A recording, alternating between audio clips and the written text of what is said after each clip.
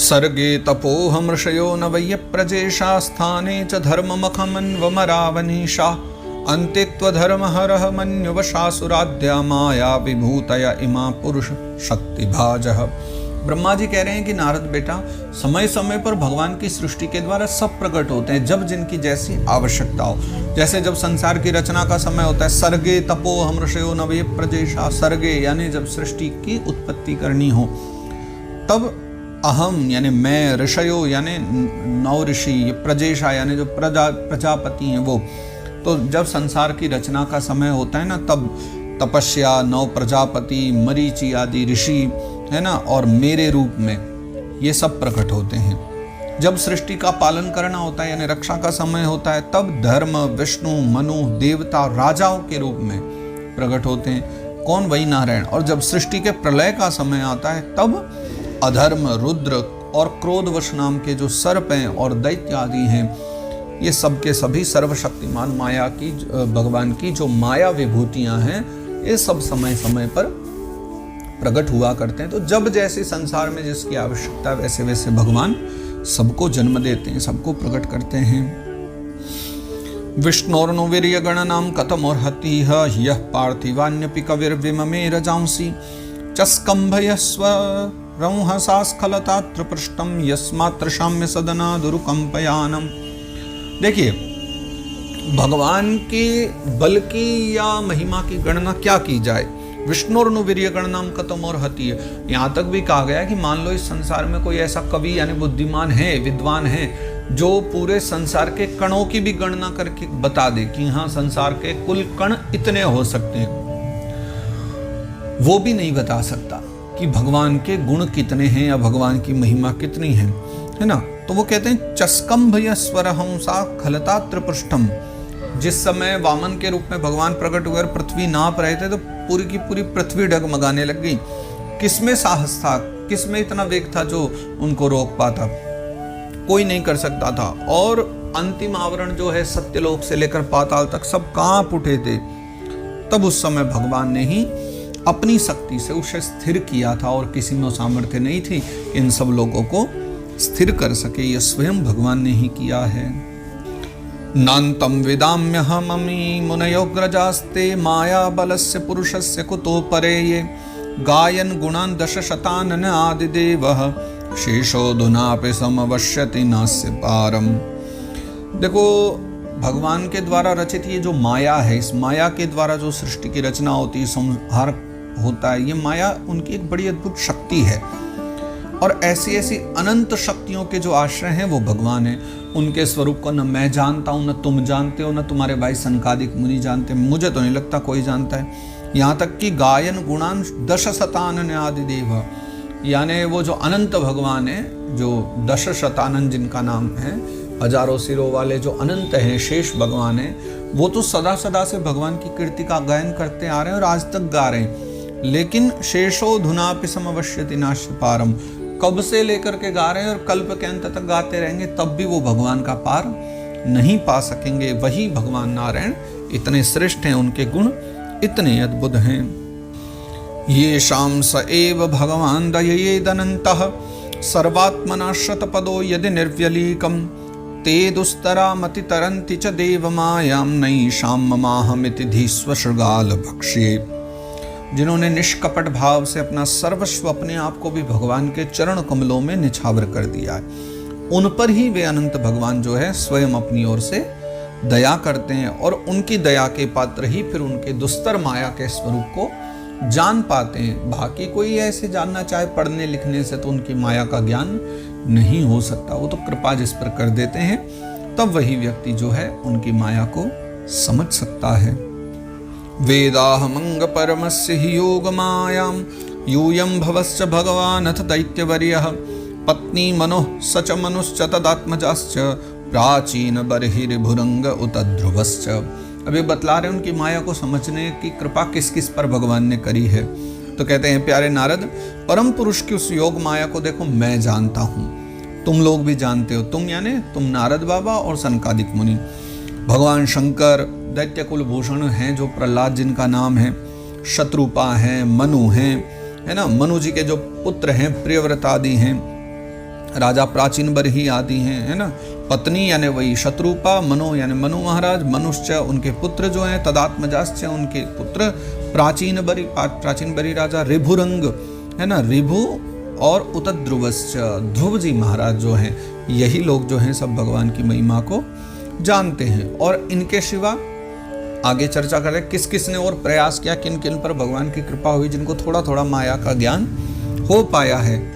इक्ष्वाकुरैल मुचुकुंद विदेहगाधीरक्वंबरीश शगरा गयनाहुषाद्या मान्धात्रलर्क शतधन्वनुरन्ति देवा देवव्रतो बलिरमुत्तरयो दिलीपः। अब इनके सिवा जो इक्ष्वाकु हुए, पुरुरवा, मुचकुंद, जनक, गाधी, रघु, अम्बरीश, सगर, गय, ययाति, मानधाता, अलर्क, शतधन्वा, अनु, रंतिदेव, भीष्म, बलि, है ना, अमूर्तरय और दिली, ये लोग जो हैं जो हैं इनको जान पाए। कुछ नाम अगले श्लोक में भी दिए गए हैं। शौभर्युतंक शिविदेवल पिप्पलाद सारस्वतोद्धव पराशर भूरिषेणा येन्ये विभीषण हनुमदुपेन्द्र दत्त पार्थाश्रिषेण विदुरश्रुत देव वरिया। तो शौभरी, उत्तंक, शिबी, देवल, पिप्पलाद, सारस्वत, उद्धव, पराशर, भूरिषेण और यन्य विभीषण यानी और भी कुछ अन्य, विभीषण जी, हनुमदुपेन्द्र यानी हनुमान जी महाराज और उपेंद्र दत्त सुखदेव बाबा, पार्थार्ष्टिशेण, पार्थ यानी अर्जुन, आर्ष्टिशेण, विदुर और श्रुतदेव, वरियाह यानी अन्य जो महात्मा जन हैं, ये लोग भी भगवान की माया के विषय में कुछ कुछ समझ पाते हैं, उस माया को जान पाते हैं। पूरी तरह तो स्वयं नारायण ही जानते और कोई नहीं जानता, पर कुछ कुछ तो ये सब भी जानते ही हैं। ते वै विदन्त्यति तरन्ति च देव मायां स्त्री शूद्र हूण शबरा अपि पाप जीवा यद्यद्भुत क्रम परायण शील शिक्षा स्त्रियग जना अपि किमुश्रुत धारणा। ये एक बात और है, भगवान के प्रेमी भक्तों का सा स्वभाव बनाने की जो शिक्षा जिनको मिल गई है, ऐसा भाव जिनको मिला है, उनमें फिर चाहे वो कोई भी हो, जैसे स्त्री, शूद्र, हूण, भील या पाप के कारण जो अपने पशु पक्षी जीव आदि भी बने हो, उनको भी जो है भगवान की माया के रहस्य के विषय में ज्ञान हो जाता है। तो यह आवश्यक नहीं कि बड़े बड़े ऋषि मुनि ही जान पाते हो, ये लोग भी कुछ हैं जिनको ऐसी शिक्षा मिली हो, ऐसा ज्ञान मिला हो, वो भगवान के माया के रहस्य को कुछ कुछ समझ पाते हैं। लेकिन जो लोग सदा साधारण सदाचार में लगे रहते हैं, उन्हें तो इसका ज्ञान नहीं हो सकता। हाँ, लेकिन जो है वैदिक सदाचार का पालन करते हुए जिन्होंने जीवन ही इसमें बिता दिया, तो उनकी तो बात ही क्या, स्वाभाविक है कि उनको तो माया के रहस्य के विषय में बहुत कुछ जानने को मिला ही होगा। शश्वत प्रशांतम अभयम प्रतिबोध मात्रम शुद्धम शमम सदसतः परमात्म तत्वम शब्दो न यत्र पुरुकारकवान् क्रियार्थो माया परेत्यभिमुखे च विलज्जमाना। परमात्मा का जो वास्तविक स्वरूप है वो कैसा है? सदा एक रस है, शांत स्वरूप है, अभय है, ज्ञान स्वरूप है, उसमें कोई माया का मल नहीं। माया को बनाने वाले वही हैं, लेकिन माया का मल उनमें नहीं है ना। और न ही उसके द्वारा रची हुई जो विषमताएं ही है ना। तो वह सत और असत दोनों से परे भगवान का स्वरूप। किसी भी वैदिक या लौकिक शब्द की पहुंच वहां तक नहीं है परमात्मा के पास की, जो लौकिक या वैदिक शब्दों से आप पहुंच जाओ वहां। अनेक प्रकार के साधनों से संपन्न होने वाला जो फल है, कर्मों का जो फल है, वो भी भगवान तक नहीं पहुंचा सकता। और तो और क्या, स्वयं माया भी आपको भगवान तक नहीं सामने उनके ले जा सकती, बल्कि वो भी लजाकर भाग जाती। मैंने एक दिन और चर्चा भी की थी, माया भगवान से दूर भागती है। सेविकाओं नहीं की है, पर डरती हुई दूर दूर सेवा करती है, सदा दूर दूर भागती रहती है। तद्वै पदम भगवतः परमस्य पुंसो ब्रह्मेति यद्विदुरजश्र सुखम विशोकम सद्र्यं नियम्य यतयो यमकर्तहेतिं जह्युस्वराडिव निपानख नित्रमिन्द्रः। और वर्णन करते हैं कि परम पुरुष भगवान का वो जो परम पद है, वही जिसके बारे में अब चर्चा करी है, तो महात्मा लोग जो है उसी का शोक रहित अनंत आनंद स्वरूप ब्रह्म के रूप में साक्षात्कार करते हैं, यानी ध्यान के योग्य वही है। तो संयमशील पुरुष जो हैं वो उसी में अपने मन को समाहित करके एकदम सदा सदा के लिए स्थित हो जाते हैं। देखो, जैसे इंद्र है, स्वयं मेघ रूप से विद्यमान होने के कारण जल के लिए कुआं खोदने की कुदाल नहीं रखते। अब इंद्र तो जल के देवता है ना, वर्षा के देवता, वो कुदाल क्यों रखेंगे घर में कि मुझे कुआं खोदना पड़े। तो वैसे ही जो है भेद दूर करने वाले ज्ञान साधनों को भी छोड़ देते हैं। तात्पर्य क्या है, ऋषभदेव जी आदि की जो हमने चर्चा करी, उन्होंने क्या किया, समस्त कर्मों का ही लोप कर दिया। सारे विधान, एक और तो कहते हैं इन सब विधानों का पालन करो, नियमों का पालन करो, पर वो ऐसी स्थिति में पहुंच के उन्होंने सब कर्मों का ही त्याग कर दिया। क्यों? ये वैसा ही है कि मानो इंद्र पदवी प्राप्त हो गई, अब वर्षा के देवता बन गए, तो अब कुआं खोदने की क्या जरूरत, अब तो जब चाहे जब जल वर्षा स्वयं कर सकते। तो ईश्वर के मूल तत्व की प्राप्ति हो गई, तो लौकिक कर्म जो है सबके सब त्याग दिए हैं। सश्रेयशामपि विभुर्भगवान् यतोस्य भाव स्वभाव विहितस्य सतः प्रसिद्धि देहे स्वधातु विगमेन विशीर्यमाणे व्योमेव तत्र पुरुषो न विशीर्यते जः। समस्त कर्मों के जो फल हैं वो भी भगवान ही देते हैं, क्योंकि मनुष्य अपने अपने स्वभाव आदि के कारण जो कुछ भी शुभ कर्म करता है वो भगवान की प्रेरणा से ही तो हो रहे हैं। तो इस शरीर में रहने वाले पंचभूतों के जो अलग अलग भी जब ये हो जाए, अलग अलग हो जाने के बाद भी यह शरीर जो है सारा नष्ट हो जाता है, तब भी इसमें रहने वाला जो अजन्मा पुरुष है वो आकाश के समान नष्ट नहीं होता। देखो जैसे घड़ा है, उस घड़े के भीतर एक आकाश है, घड़ा फूट भी जाए वो आकाश आकाश में विलीन हो जाएगा।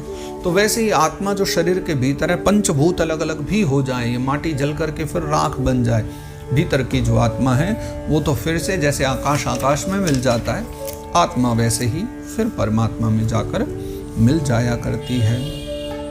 सोयम तेभिः तस्तात भगवान विश्वभावनः समासेन हरेर्नान्यदन्यस्मात् सदसच्चयत्। ब्रह्मा जी कह रहे हैं कि हे नारद, संकल्प से विश्व की रचना करने वाले षडीश्वरी संपन्न भगवान जो श्री हरि हैं, मैंने तुम्हारे सामने संक्षिप्त भावना से उनका वर्णन किया। इतना सब कह के भी कह रहे हैं कि संक्षिप्त किया, 49 श्लोकों में गा दी लीला, फिर भी कह रहे संक्षिप्त का, क्योंकि कितना भी कहा जाए सब संक्षिप्त ही है। तो जो कुछ कार्य कारण अथवा भाव है वो कुछ भी जो है भगवान से भिन्न नहीं है, फिर भी भगवान तो इससे पृथक भी हैं ही, अर्थात देखा जाए तो सब कुछ उन्हीं में है, और वैसे भगवान उनसे माया से पृथक ही हैं, दूर ही हैं। इदं भागवतं नाम यन्मे भगवतोदितं संग्रहोऽयं विभूतीनां त्वमेतद्विपुलीकुरु। इदं भागवतं नाम, भगवान ने जो कुछ मुझे उपदेश दिया उसी का नाम है भागवत, क्योंकि भगवता प्रोक्तम भागवतम, जो भगवान कहते हैं वही भागवत है। तो संग्रहोऽयं विभूतीनां त्वमेतद्विपुलीकुरु। अच्छा, अब इसमें जो भगवान की विभूतियों का जो संक्षिप्त वर्णन है, जो मैंने तुम्हें कहा त्वमेतद्विपुलीकुरु, अब तुम इसका विस्तार करो, यानी आगे तुम इसको और विस्तार से बढ़ाओ। मैंने तो संक्षिप्त में तुम्हें सब कथाएं सुना दी, इन्हीं कथाओं को तुम विस्तार से आगे समाज में बढ़ाओ। यथा हरौ भगवती नृणां भक्तिर्भविष्यति सर्वात्मन्यखिलाधारे इति संकल्प्य वर्णय।